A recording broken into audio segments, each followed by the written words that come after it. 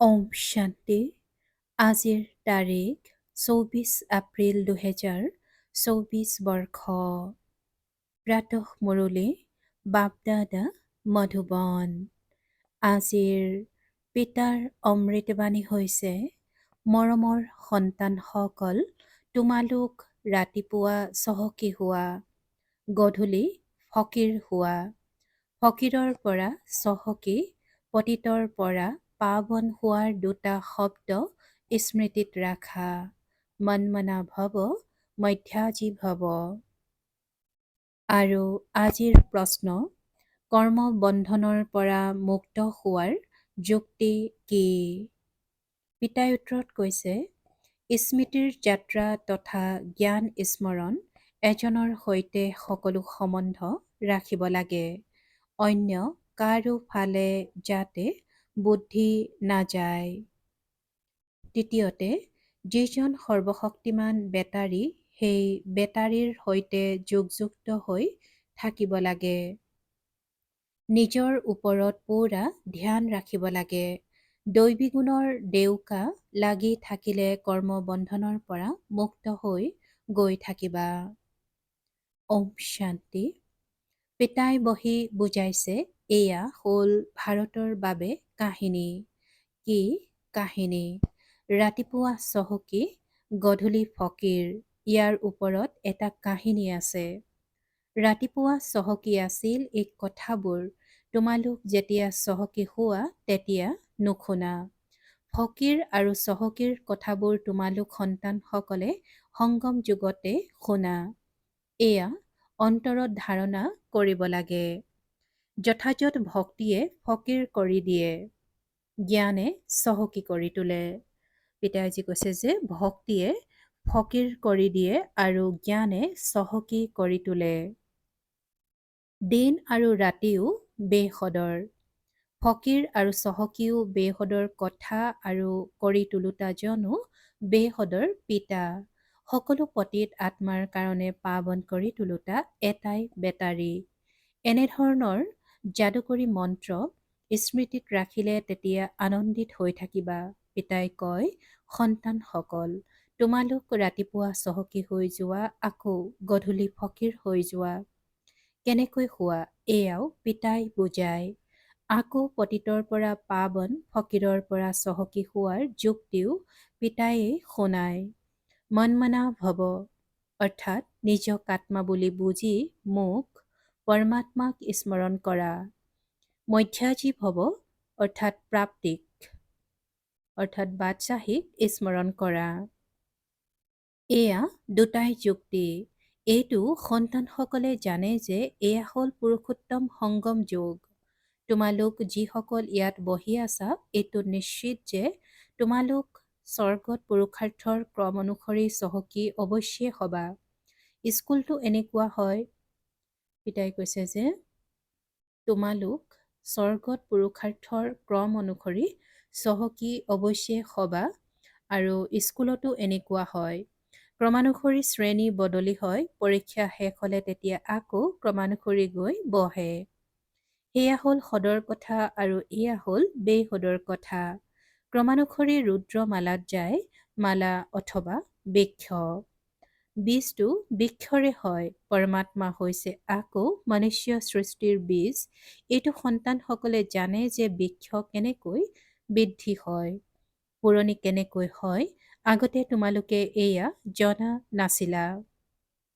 পিতাই বহি বুজাইছে, এতিয়া এয়া হ'ল পুৰুষোত্তম সংগম যুগ। এতিয়া তোমালোক সন্তানসকলে পুৰুষাৰ্থ কৰিব লাগে। দৈবী গুণৰ ডেউকাও ধাৰণ কৰিব লাগে। নিজৰ ওপৰত পুৰা ধ্যান দিব লাগে। স্মৃতিৰ যাত্ৰাৰ দ্বাৰা তোমালোক পাৱন হবা, আন কোনো উপায় নাই। পিতাজী সৰ্বশক্তিমান বেটাৰী, তেওঁৰ লগত পুৰা যোগযুক্ত হ'ব লাগে। তেওঁৰ বেটাৰী কেতিয়াও শক্তিহীন নহয়। তেওঁ সতো ৰজু তমোত নাহে, কিয়নো তেওঁৰ সদায় কৰ্মাতীত অৱস্থা। তোমালোক সন্তানসকল কৰ্মবন্ধনত আহা, কিমান কাঢ়া বন্ধন। এই কৰ্মবন্ধনৰ পৰা মুক্ত হোৱাৰ এটাই উপায়, স্মৃতিৰ যাত্ৰা। ইয়াৰ বাহিৰে আন একো উপায় নাই। যেনেকৈ এয়া জ্ঞান, ইও হাড় নৰম কৰে। এনেতো ভক্তিয়েও নৰম কৰি তোলে, ক'ব এওঁ বেচেৰা ভক্ত লোক। পিতাই কৈছে যে এই কৰ্মবন্ধনৰ পৰা মুক্ত হোৱাৰ এটাই উপায় হৈছে স্মৃতিৰ যাত্ৰা। ইয়াৰ বাহিৰে আন একো উপায় নাই। যেনেকৈ এয়া জ্ঞান, ইও হাড় নৰম কৰে। এনেতো ভক্তিয়েও নৰম কৰি তোলে, ক'ব এওঁ বেচেৰা ভক্ত লোক। এওঁৰ ঠগ প্ৰবঞ্চনা আদি একো নাই, কিন্তু ভক্তৰ মাজতো ঠগ প্ৰবঞ্চনা থাকে। বাবা অনুভৱী, আত্মাই শৰীৰৰ দ্বাৰা পেশাগত কাম কাজ কৰে, গতিকে এইটো জন্মৰো সকলো স্মৃতিলৈ আহি যায়। 4ৰ পৰা 5 বছৰ আয়ুসৰ পৰা নিজৰ জীৱন কাহিনী স্মৃতিত ৰখা উচিত। কোনোৱে 10ৰ পৰা 20 বছৰৰ কথাও পাহৰি যায়। জন্ম জন্মান্তৰ নাম ৰূপটো স্মৃতিত থাকিব নোৱাৰে। এটা জন্মৰটো কিছু ক'ব পাৰে, ফটো আদি ৰাখে। পূৰ্বজন্মৰ কথাটো গম পাব নোৱাৰি। প্ৰত্যেক আত্মাই ভিন্ন নাম, ৰূপ, দেশ কালত ভূমিকা পালন কৰে। নাম ৰূপ সকলো সলনি হৈ থাকে। এয়াতো বুদ্ধিত আছে যে কেনেকৈ আত্মাই এটা শৰীৰ এৰি অন্য এটা শৰীৰ লয়। নিশ্চয় 84 জন্ম, 84 নাম, 84 পিতা হ'ব। অন্তত আকৌ তমোপ্ৰধান সম্বন্ধ হৈ যায়। এই সময়ত যিমান সম্বন্ধ সিমান কেতিয়াও নহয়। কলিযুগী সম্বন্ধক বন্ধন বুলিয়েই বুজিব লাগে। কিমান সন্তান থাকে, আকৌ বিয়া পাতে, তেতিয়া সন্তান জন্ম দিয়ে। এই সময়ত সকলোতকৈ বেছি বন্ধন হ'ল খুৰা, মামা, ককাৰ। যিমান বেছি সম্বন্ধ সিমান বেছি বন্ধন।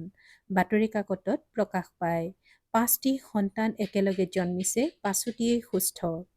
হিচাপ কৰা কিমান অনেক সম্বন্ধ হৈ যায়। এই সময়ত তোমালোকৰ সম্বন্ধ সকলোতকৈ কম।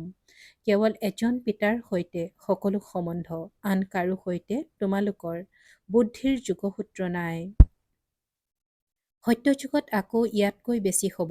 হীৰাতুল্য জন্ম তোমালোকৰ এতিয়া হয়। সৰ্বোচ্চ পিতাই সন্তানসকলক তুলি লয়। উত্তৰাধিকাৰ পাবলৈ জীৱন্তে তুলনীয়া হোৱা, সেয়া এতিয়াহে হয়। তোমালোক এনেকুৱা পিতাৰ কোলাত আহিছা যাৰ পৰা তোমালোকে উত্তৰাধিকাৰ পোৱা। তোমালোক ব্ৰাহ্মণসকলতকৈ, পিতাই কৈছে যে তোমালোক ব্ৰাহ্মণসকলতকৈ উচ্চ কোনো নাই। সকলোৰে যোগসূত্ৰ এজনৰ লগত। পিতাই আজি সন্তানসকলৰ কথা কৈছে যে তোমালোক ব্ৰাহ্মণ সকলোতকৈ উচ্চ কোনো নাই। সকলোৰে যোগসূত্ৰ এজনৰ লগত। তোমালোকৰ ইজন সিজনৰ মাজতো কোনো সম্বন্ধ নাই। এই ভাই ভনীৰ সম্বন্ধয়ো অৱনমিত কৰাই দিয়ে। সম্বন্ধ এজনৰ সৈতে থকা উচিত। এয়া হ'ল নতুন কথা। পবিত্ৰ হৈ উভতি যাব লাগে। এনেকৈ বিচাৰ সাগৰ মন্থন কৰিলে তোমালোকৰ জেউতি চৰিব। সত্যযুগী শোভা আৰু কলিযুগী শোভাৰ মাজত দিন ৰাতিৰ পাৰ্থক্য আছে। ভক্তিমাৰ্গৰ সময়ত হয় ৰাৱণ ৰাজ্য। পাছলৈ বিজ্ঞানৰ অহংকাৰো কিমান হয়, সত্যযুগৰ লগত তুলনা কৰিব বিচাৰে। এটি কন্যাই খবৰ পঠিয়াইছে। আমি প্ৰশ্ন সুধিলো যে স্বৰ্গত আছে নে নৰকত আছে। তেতিয়া 4-5 গৰাকীয়ে ক'লে যে আমি স্বৰ্গত আছো। বুদ্ধিত ৰাতি দিনৰ পাৰ্থক্য আহি যায়। কোনোৱে ভাবে আমিতো নৰকত আছো। তেতিয়া তেওঁলোকক বুজাবলগীয়া হয় যে স্বৰ্গবাসী হ'ব বিচাৰে নেকি? স্বৰ্গ কোনে স্থাপনা কৰে? এয়া বৰ মিঠা মিঠা কথা। তোমালোকে টুকি ৰাখা, কিন্তু বহীতে সেই টোকা থাকি যায়, সময়ত স্মৃতিলৈ নাহে। এতিয়া পতিতৰ পৰা পাৱন কৰি তোলোতা হৈছে পৰমপিতা পৰমাত্মা শিৱ। তেওঁ কয় মামেকম, অৰ্থাৎ কেৱল মোক স্মৰণ কৰা, তেতিয়া পাপ মোচন হ'ব। স্মৃতিত থাকিলে কিবাটো আমদানি হ'ব নহয়। স্মৃতিত থকাৰ নিয়ম এতিয়া ওলাইছে। স্মৃতিৰেই তোমালোক কিমান স্বচ্ছ হৈ যোৱা। পিতাই কৈছে যে তোমালোক সন্তানসকল স্মৃতিৰে কিমান স্বচ্ছ হৈ যোৱা।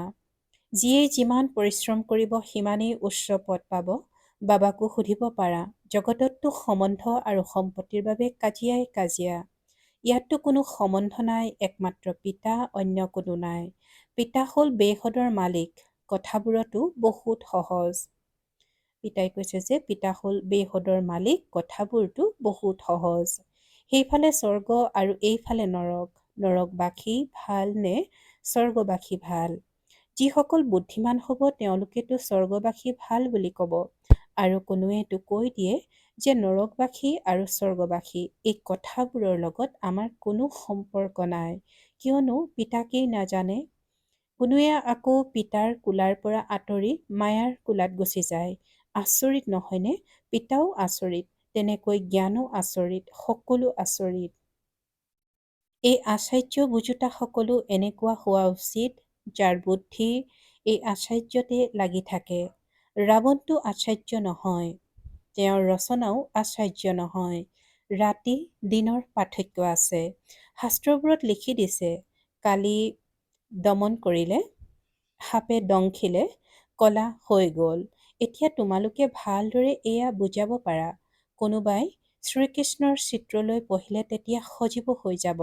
84 জন্মৰ কাহিনী, যেনেকৈ শ্ৰীকৃষ্ণৰ তেনেকৈ তোমালোকৰ। স্বৰ্গলৈতো তোমালোক আহা নহয়, পাছত ত্ৰেতাতো আহি থাকে, বৃদ্ধি হৈ থাকে। এনেকুৱা নহয় যে ত্ৰেতাত যিসকল ৰজা হয় তেওঁলোক ত্ৰেতাতে আহিব। অশিক্ষিতসকলে শিক্ষিতসকলৰ আগত মূৰ দোৱাব। এই ড্ৰামাৰ ৰহস্য বাবাইহে জানে। এতিয়া তোমালোকে জানা তোমালোকৰ মিত্ৰ সম্বন্ধীয় আদি সকলো নৰকবাসী। আমি পুৰুষোত্তম সংগম যোগী হওঁ, এতিয়া পুৰুষোত্তম হৈ আছো। বাহিৰত থকা আৰু ইয়াত 7 দিন আহি থকাৰ মাজত বহুত পাৰ্থক্য হৈ যায়। হাঁহৰ সংগ এৰি বগলীৰ সংগ লয়, বহুত হানিকৰোতাও আছে। বহুত সন্তানে মুৰলীৰ প্ৰতি গুৰুত্ব নিদিয়ে। পিতাই বুজায়, গাফিলতি নকৰিবা। তোমালোক সুবাসিত ফুল হ'ব লাগে। কেৱল এটা কথাই তোমালোকৰ বাবে যথেষ্ট, স্মৃতিৰ যাত্ৰা। ইয়াত তোমালোকৰ ব্ৰাহ্মণসকলৰে সংগ, ক'ত উচ্চতকৈও উচ্চ, ক'ত নিজ। সন্তানসকলে লিখে, বাবা, বগলীৰ জাকত মই এটা হাঁহে কি কৰিম?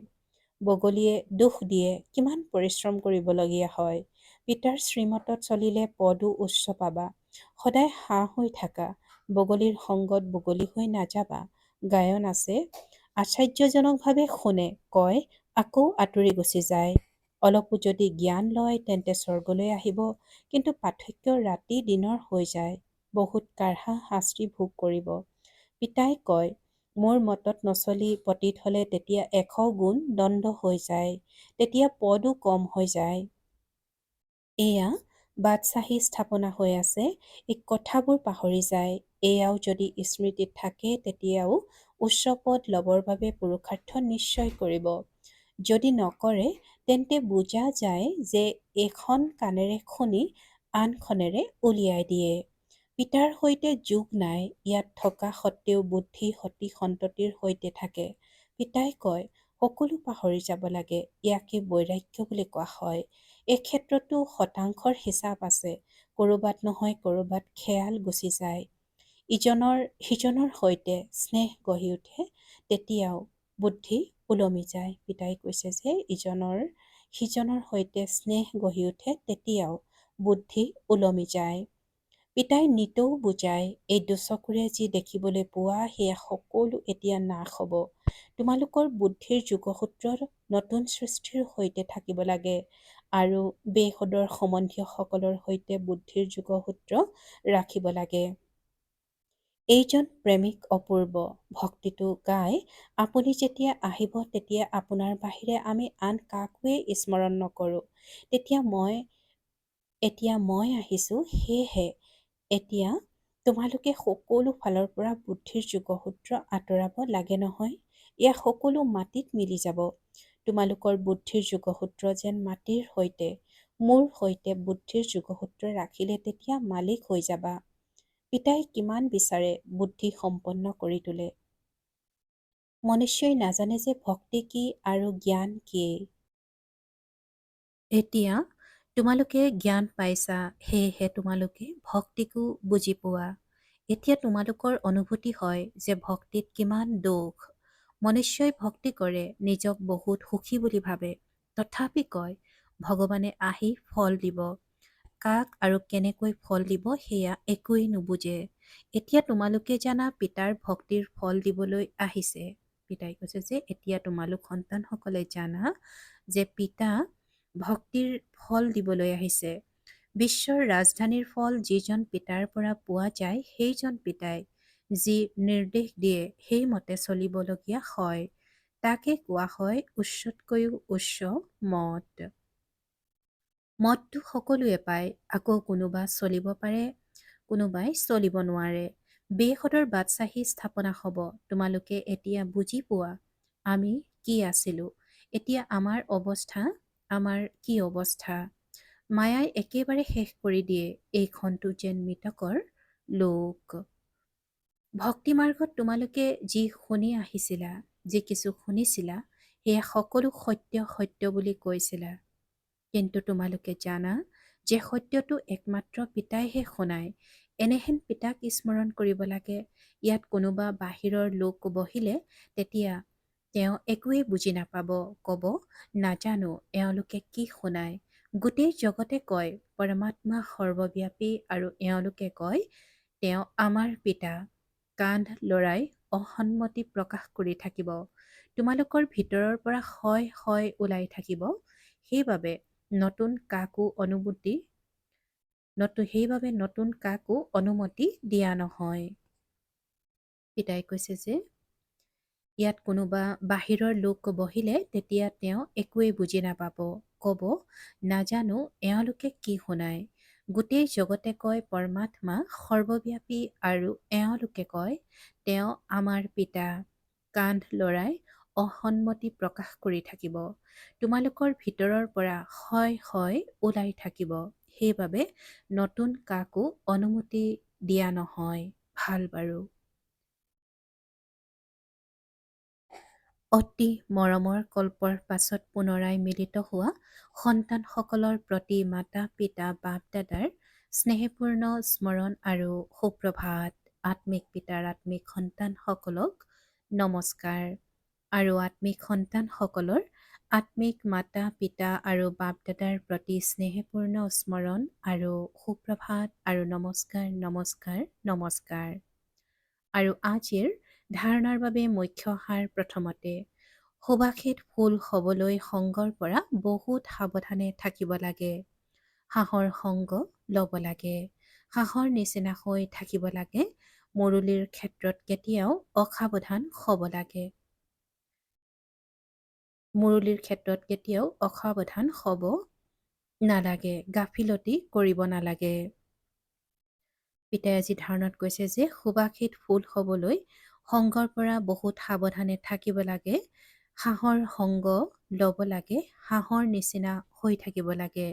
মুৰুলিৰ ক্ষেত্ৰত কেতিয়াও অসাৱধান হ'ব নালাগে আৰু গাফিলতি কৰিব নালাগে। দ্বিতীয়তে কৰ্মবন্ধনৰ পৰা মুক্ত হ'বলৈ সংগম যুগত নিজৰ সকলো সম্বন্ধ একমাত্ৰ পিতাৰ সৈতে ৰাখিব লাগে। পৰস্পৰ কোনো সম্বন্ধ ৰাখিব নালাগে। কোনো সদৰ সম্বন্ধৰ প্ৰতি স্নেহ ৰাখি বুদ্ধিযোগ ওলমাই ৰাখিব নালাগে। এজনকে স্মৰণ কৰিব লাগে।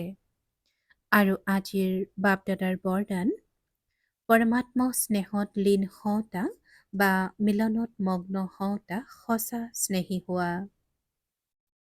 আৰু আজিৰ বৰদানৰ ব্যাখ্যা স্নেহৰ লক্ষণ গায়ন কৰা হয় যে দুগৰাকী হোৱা সত্ত্বেও দুগৰাকী হৈ নাথাকে, কিন্তু মিলি এক হৈ যায়। ইয়াকে সমাহিত হৈ যোৱা বুলি কোৱা হয়। ভক্তসকলে এই স্নেহৰ স্থিতিকে সমাহিত হোৱা বা লীন হোৱা বুলি কৈ দিছে। স্নেহত লীন হোৱা এইটো হৈছে স্থিতি, কিন্তু স্থিতিৰ পৰিৱৰ্তে তেওঁলোকে আত্মাৰ অস্তিত্বক চিৰকালৰ বাবে সমাপ্ত হোৱা বুলি বুজি লৈছে। তোমালোক সন্তানসকল যেতিয়া পিতা বা আত্মিক প্ৰিয়তমৰ সৈতে মিলনত মগ্ন হৈ যোৱা তেতিয়া সমান হৈ যোৱা। আৰু আজিৰ শ্লোগান অন্তৰ্মুখী সেইজন যিজয়ে পিতাই কৈছে যে অন্তৰ্মুখী সেইজন যিয়ে ব্যৰ্থ সংকল্পৰ পৰা মনেৰে মৌন হৈ থাকে।